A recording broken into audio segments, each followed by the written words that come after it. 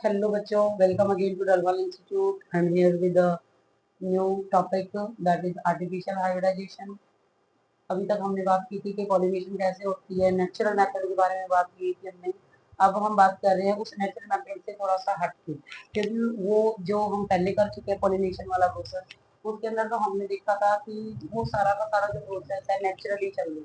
ठीक है, नेचर अपने आप उसमें पार्टिसिपेट कर रहा है, नेचर अपने आप उनको पॉलिनेट करवा रहा है, अपने आप उसके अंदर फर्टिलाइजेशन हो रही है। लेकिन अब थोड़ा सा इसके अंदर इन्वॉल्व हो गए ह्यूमन बीइंग, मतलब हम लोग इन्वॉल्व हो गए। अब उसमें नेचर का कोई रोल नहीं रहेगा। ठीक है ना, हम जिस तरीके का प्लांट बनाना चाहते हैं, जिस तरीके की सीड फॉर्मेशन करना चाहते हैं, जिस तरीके का फ्लावर चाहते हैं, तो उसके अकॉर्डिंग हम उसके अंदर कुछ चेंजेस करके अपने आप को इन्वॉल्व करके, ठीक है ना, कुछ चेंजेस कर रहे हैं पॉलिनेशन प्रोसेस में। ठीक है ना, उसी को हम काउंट कर रहे हैं आर्टिफिशियल हाइब्रिडाइजेशन, मतलब कि इन्वॉल्वमेंट ऑफ या इंक्लूडिंग ह्यूमन बीइंग। ठीक है, तो इसके अंदर हम इंक्लूड कर रहे हैं हमारी एक्टिविटीज को।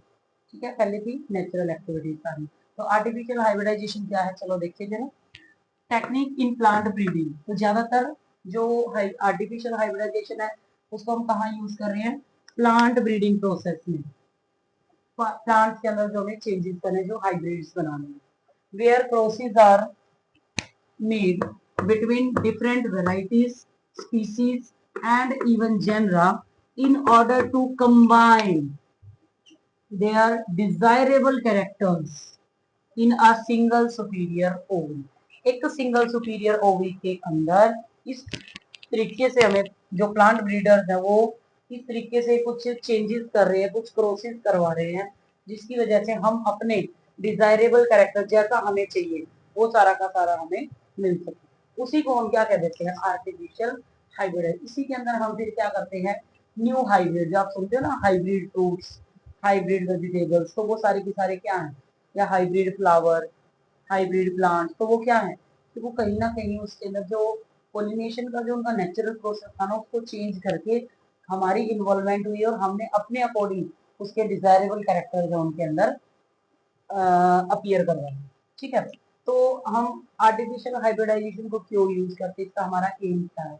तो हमारा मेन बेसिक सा जो एम है बेटा वो होता है टू इम्प्रूव क्रॉप, जो हमारी क्रॉप्स की यील्ड है, जो हमारे चाहे वेजिटेबल्स हैं, चाहे फ्रूट्स हैं, चाहे हमारे सीरियल्स हैं, चाहे हमारे ग्रेन्स हैं, जितनी भी तरह की हम सब्जियां खाते हैं, फ्रूट्स खाते हैं, अनाज खाते हैं, उन सब की इम्प्रूवमेंट करना, या तो उसके अंदर न्यूट्रिएंट वैल्यू बढ़ा देना उसकी, या फिर हम इकोनॉमिकली बात करें, कमाई बढ़ाने के लिए, खेतों में पैदावार बढ़ाने के लिए, उनको और ज्यादा बढ़िया करने के लिए, तो हम कहीं ना कहीं इन चीजों के लिए हम आर्टिफिशियल हाइब्रिडाइजेशन को यूज करते हैं।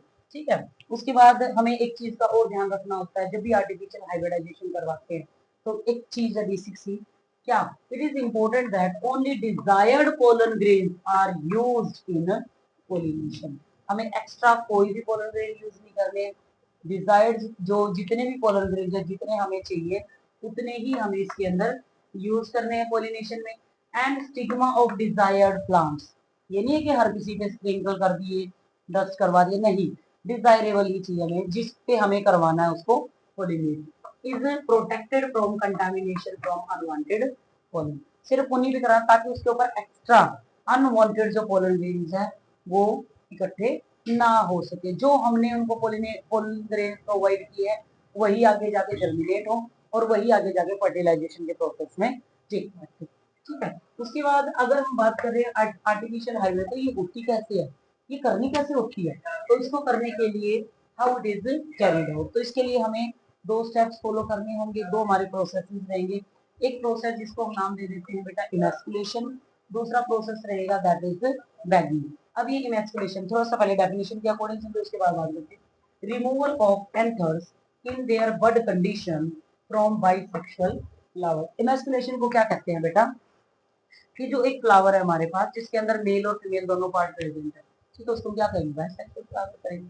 उस फ्लावर के अंदर जब फ्लावर बड के अंदर जो सेक्स ऑर्गन्स है वो बड कंडीशन में होते हैं, तो उस दौरान क्या करेंगे, या तो फोर्सेप की हेल्प से या सीजर की हेल्प से क्या करेंगे, जो उस फ्लावर के अंदर जो एंथर वाला पार्ट है, स्टेमन वाला पार्ट है, उस पार्ट को हम या तो फोर्सेप की हेल्प से निकाल देंगे या उसको कट करके निकाल देंगे। ठीक है, ताकि अब उस फ्लावर के अंदर क्या हुआ, वो फ्लावर क्या हुआ, यूनिसेक्सुअल, मतलब उसके अंदर क्या है, ओनली फीमेल सेक्स ऑर्गन ही प्रेजेंट है, मेल सेक्स ऑर्गन रिमूव हो गया। ठीक है, तो उसी प्रोसेस को हम क्या नाम दे देते हैं, इमैस्कुलेशन। क्लियर है। उसके बाद दूसरा जो स्टेप है हमारा बेटा, वो है बैगिंग।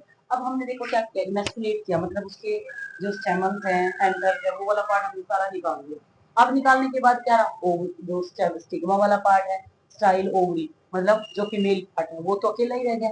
अब क्या होगा, जब वो मेच्योर होगा तो कोई भी आगे उसको पोलिनेट कर सकता है, कोई भी पोलन ग्रेन आके उसके ऊपर स्प्रिंकल हो सकता है, डस्ट हो सकता है, गिर सकता है।